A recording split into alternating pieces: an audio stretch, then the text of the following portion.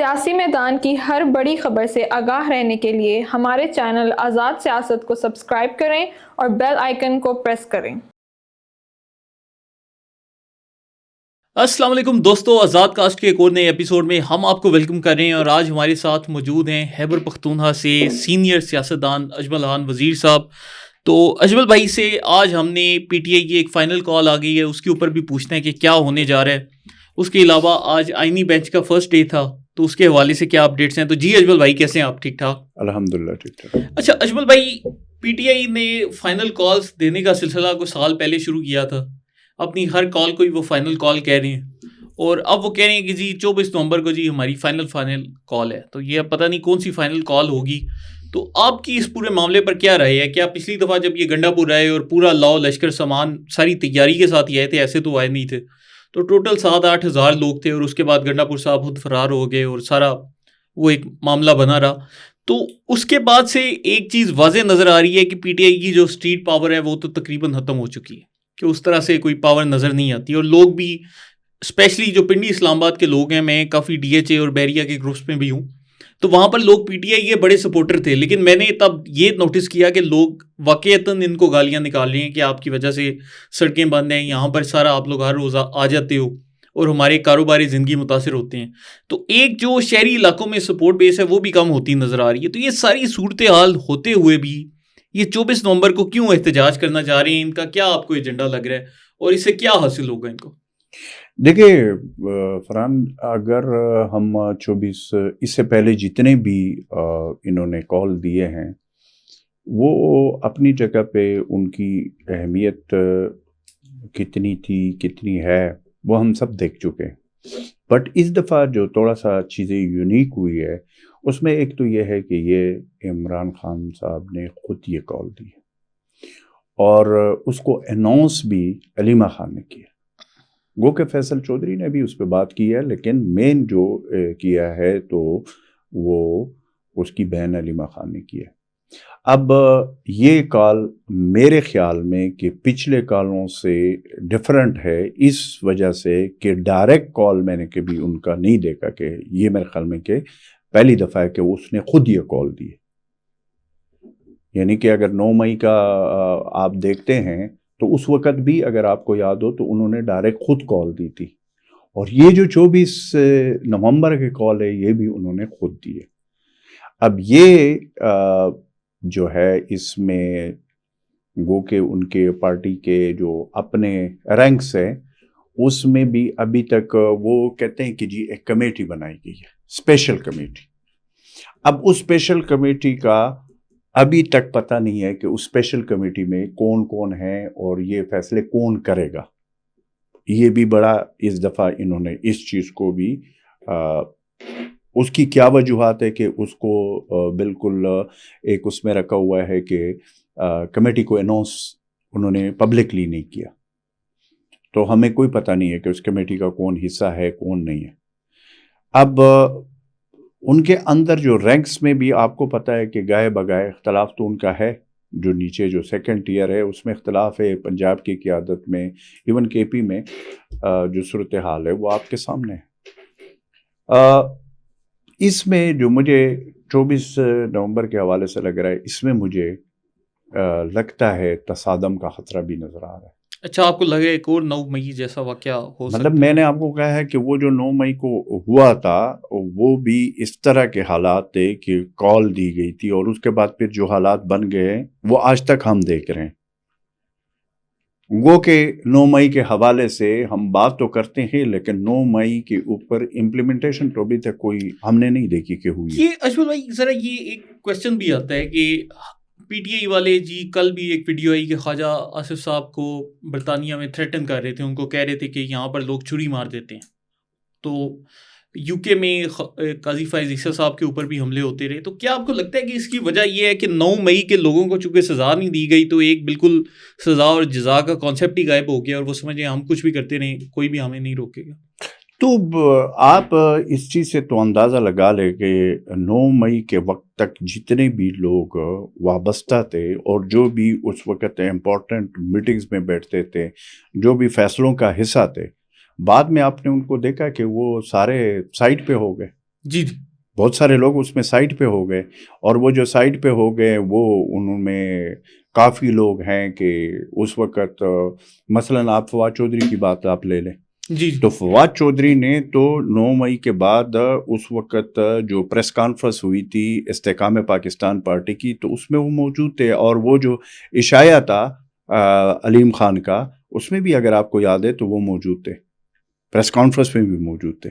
بالکل صحیح. گو کہ اس وقت میرا نام بھی لیا گیا تھا، میڈیا پہ چل رہا تھا، جی جی لیکن میں ادھر نہیں گیا تھا.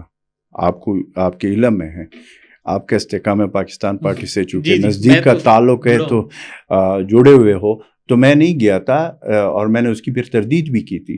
تو کچھ لوگ وہ تھے کہ وہ سائٹ پہ ہو گئے، وہ پہلے سے سائٹ پہ تھے. ان کے متعلق تو ویسے D G S P R صاحب بھی بول چکے ہیں نا کہ اگر کوئی صدقے دل سے معافی مانگے تو اسے معاف کر دیں گے. تو جنہوں نے معافی مانگی ہے ان کو تو معاف کر دیا گیا ہے نا، یہ تو اون کر رہے ہیں 9 مئی کو. میں وہی کہہ رہا ہوں نا کہ 9 مئی کا اب یہ میں نے اور آپ نے تو نہیں کرنا، جن کی یہ رسپانسبلٹی ہے، جن کی یہ ذمہ داری ہے، حکومتیں موجود ہیں وہاں پہ، آپ کے پاس جو ہے نا عدالتیں موجود ہیں، تو یہ فیصلے ہم نے تو نہیں کرنے نا، انہوں نے کرنے. اب سوال تو یہ بنتا ہے جو 9 مئی کو ہوا تھا اس کے بعد اس کا رزلٹ کیا نکلا؟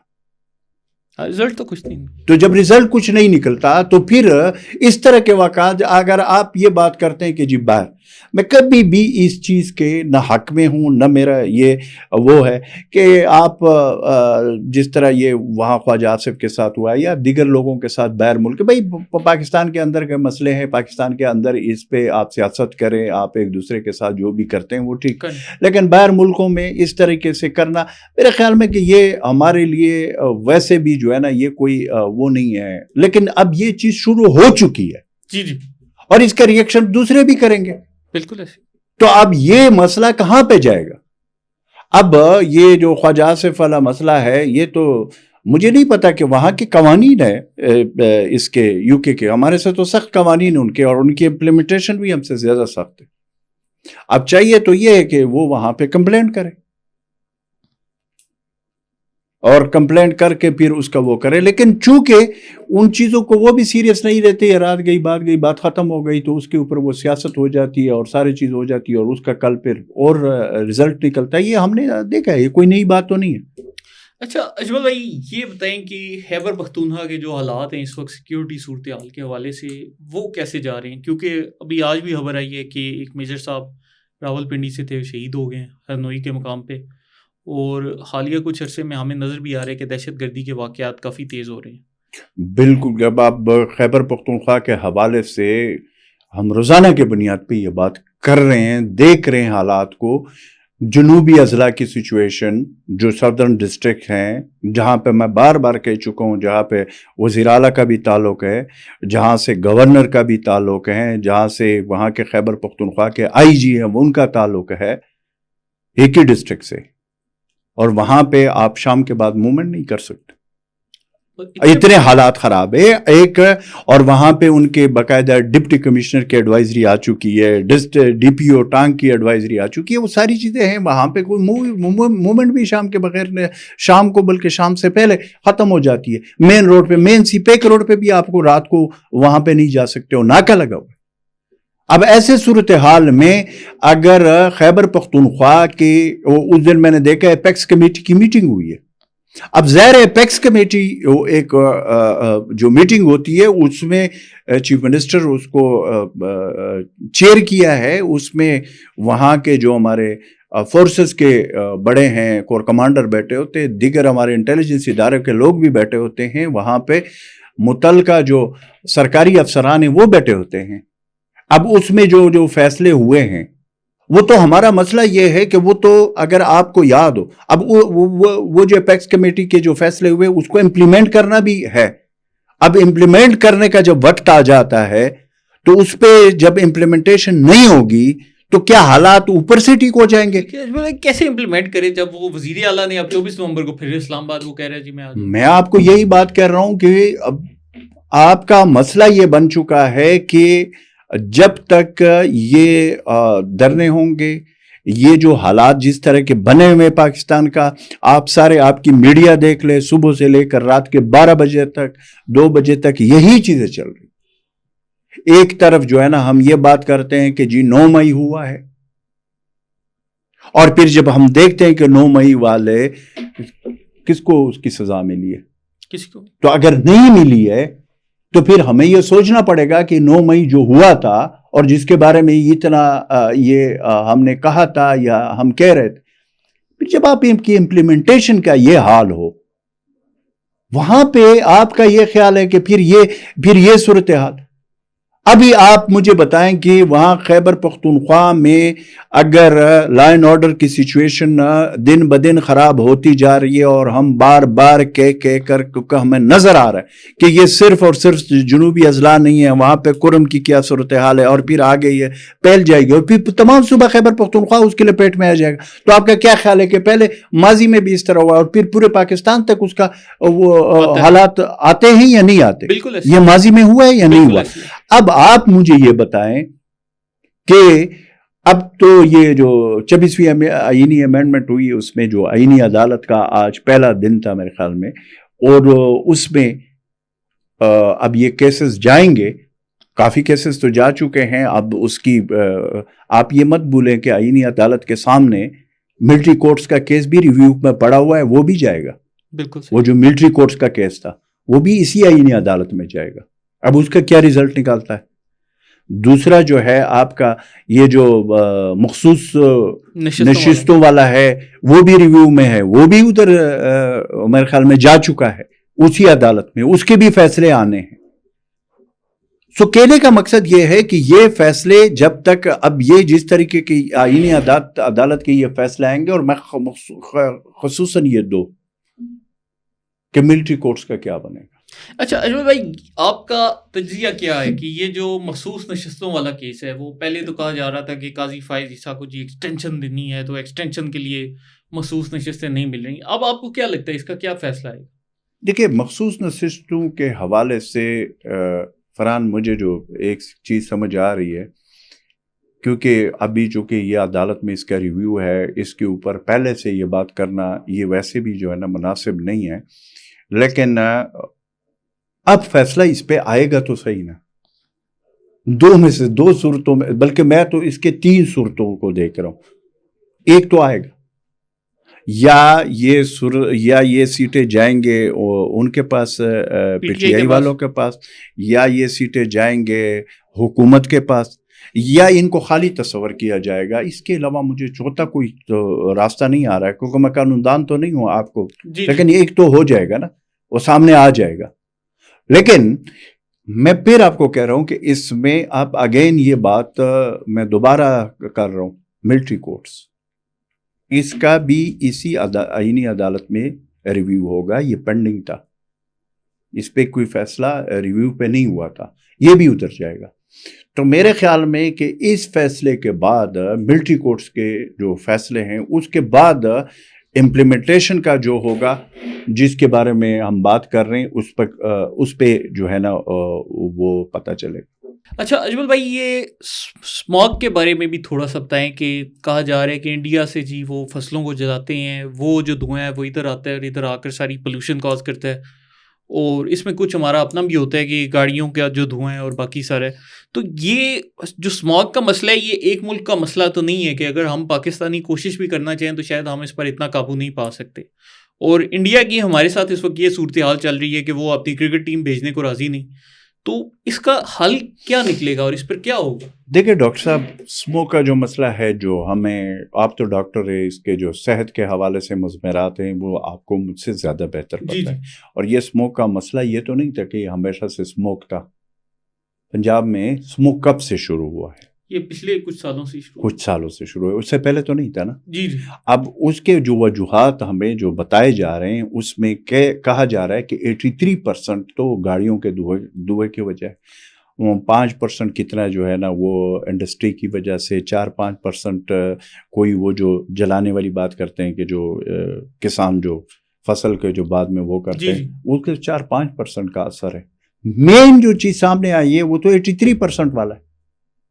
83% اگر گاڑیوں کے دھواں سے یہ سب کچھ ہو رہا ہے، تو مجھے یہ بتائے کہ وہ گاڑیوں کو وہ فٹنس سرٹیفکیٹ کون دیتا ہے؟ میں دیتا ہوں، آپ دیتے ہو؟ وہ حکومت کی رسپانسبلٹی ہے. بالکل ایسے. اچھا, وہ جب پیسے لے کر گاڑیوں کو وہ سرٹیفکیٹ دیا جاتا ہے اور اس کا پھر یہی حال ہونا ہے. ہمارے ملک میں سب سے بڑی بدقسمتی تو یہیں پہ آ جاتا ہے کہ ہر چیز میں کرپشن انوالو ہے, ہر چیز میں پیسے انوالو ہے. پھر آپ کے 83% وہ گاڑیاں ہیں کہ جس کی وجہ سے آپ کو یہ اسموک کا سامنا کرنا پڑ رہا ہے. اب اس کے لیے کیا یہ حکومت, چاہے اس سے پچھلی حکومت ہو, چاہے اس سے پچھلی حکومت ہو, چاہے موجودہ حکومت ہو, انہوں نے کیا کارروائی کی؟ اب اگر یہ ہوتا اس چیز کے کہ ہم کہتے کہ کوئی آفت آ گئی, وہ تو سیلاب بھی آ جاتے, دوسرے بھی, حالانکہ اس پہ بھی میں آؤں گا. کلائمیٹ چینج کو پورا ہمیں دیکھنا ہوگا.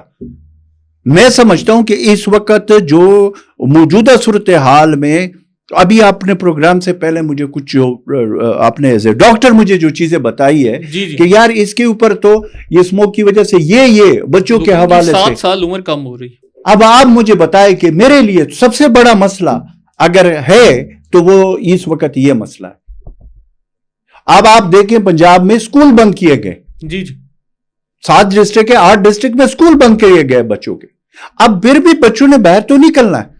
اب اس بچے کے صحت پہ کیا اثرات پڑتے ہیں؟ بقایا جو ہمارے عمر رسیدہ لوگ ہیں کچھ تو ونریبل ہوتے ہیں نا, کچھ تک ول پاور ہوتا ہے, لیکن بچے اور یہ جو ہمارے بزرگ ہیں ان کے, اور مختلف قسم کی بیماریاں.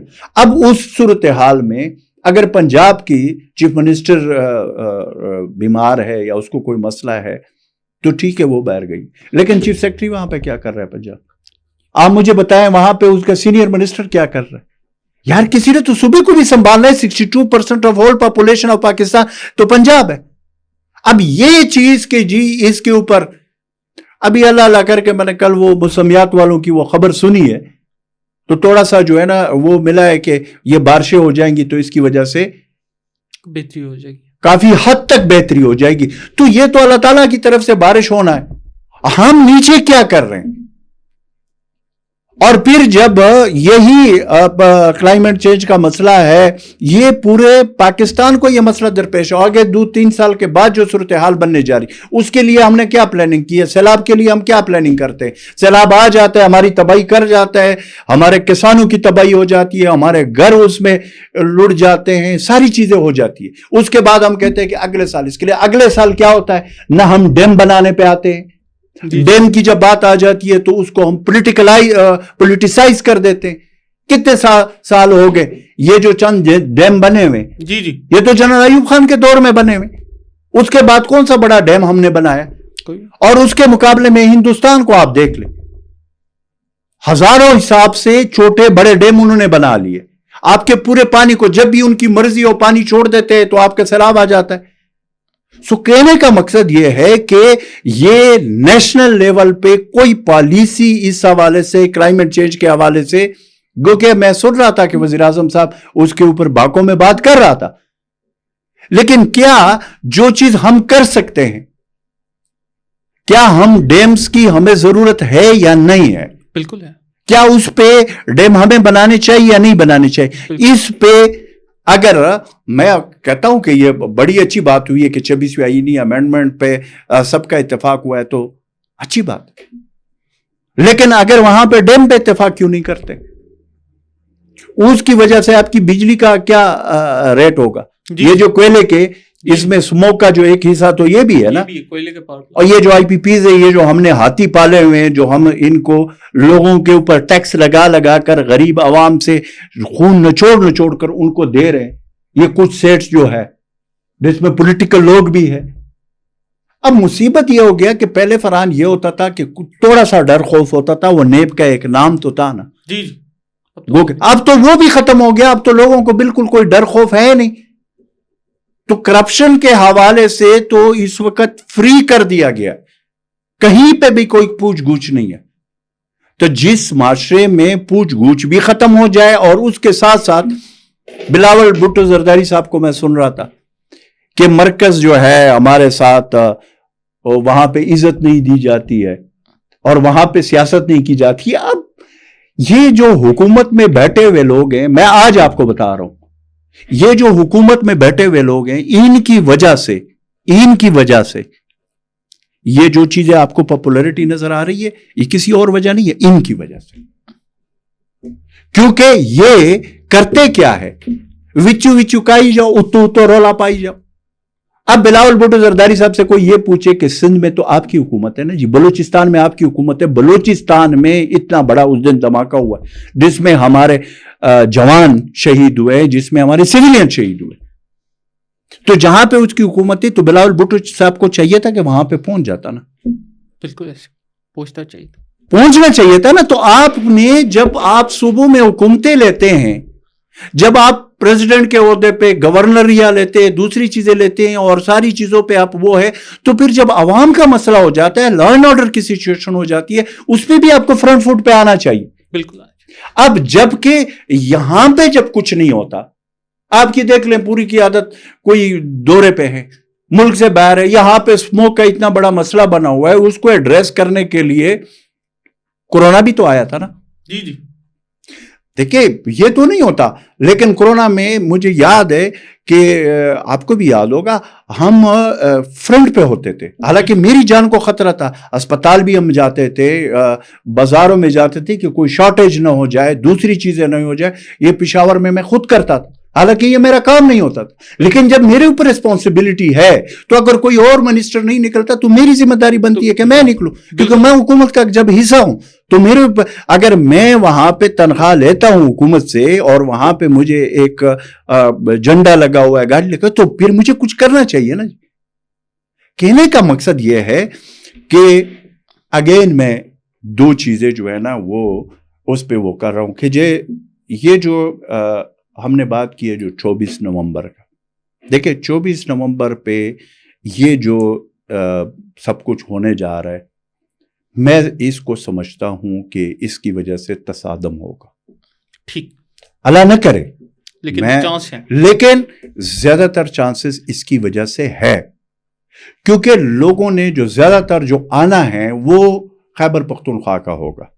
پنجاب میں ایک تو سموک کی وجہ بھی ہے, دوسری بات یہ ہے کہ پنجاب سے پہلے بھی اگر جتنے بھی آپ ان کے جلسے دیکھیں پنجاب سے اس طرح کے وہ نہیں آئے ہیں نا, اور وہاں کی جو لیڈرشپ ہے وہ خود پتہ نہیں آپس میں ان کے اختلافات ہیں یا جو بھی ہے واٹ ایور کہتے ہیں, لیکن وہ جو ایم این ایز ہے, سینیٹرز ہے, وہ پھر خیبر پختونخوا چلے جاتے ہیں, وہاں پہ سارے بیٹھے ہوئے تھے.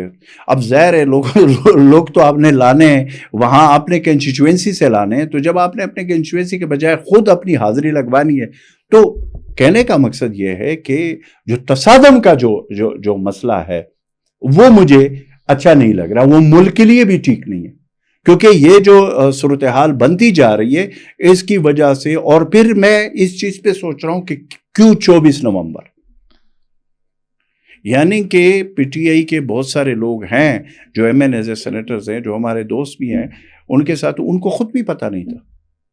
تو مجھے اس دفعہ یہ لگ رہا ہے کہ یہ جو فیصلہ ہے یہ خود بانی پی ٹی آئی نے کیا ہے, اور کنوے جو کیا ہے وہ اپنی بہن علیمہ خان کے تھرو کیا ہے. تو اس چیز پہ اور یہ جو کال دی گئی ہے, اور پھر اس میں دیکھیں جب آپ یہ کہتے ہو کہ سروں پہ کفن باندھ کر اور ہم جو ہے نا واپسی زندہ نہیں آئیں گے, یعنی اس طرح کی باتیں سے تو آپ کو سیدھا یہ سمجھ آ رہی ہوتی ہے کہ اس میں تو پھر تصادم والی بات ہوگی نا. جی سو میرے خیال میں کہ اس حوالے سے جو بھی حکومت کو بھی کوشش یہ کرنی چاہیے کہ اس کو اچھے طریقے سے ہینڈل کیا جائے, نہ کہ ایسا ہو کہ جس میں تصادم ہو اور حالات زیادہ خراب ہو. تو دوستو اس کے ساتھ ہی آج کے شو کا اختتام کرتے ہیں, اور پی ٹی آئی ورکر سے میں ایک گزارش بھی کرنا چاہتا ہوں کہ آپ کو تب تک ایسے احتجاج میں نہیں جانا چاہیے جب تک آپ کے لیڈر کے جو اپنے بچے ہیں وہ ان احتجاجوں میں شامل نہیں ہوتے, کیونکہ 9 مئی کے واقعے میں بھی ہمیں یہی دیکھنے میں نظر آیا کہ جو پی ٹی آئی کے بڑے لیڈران تھے وہ پیسے دے کر ضمانتیں کروا کر رہا ہو گئے, لیکن غریب ورکر ابھی تک جیلوں میں رل رہے ہیں. تو اگر آپ کو ہمارا شو پسند ہے تو کمنٹس میں اپنی رائے کا اظہار ضرور کریں, اور آزاد سیاست کے چینل کو لائک, سبسکرائب اور شیئر کرنا مت بھولیں. بہت شکریہ.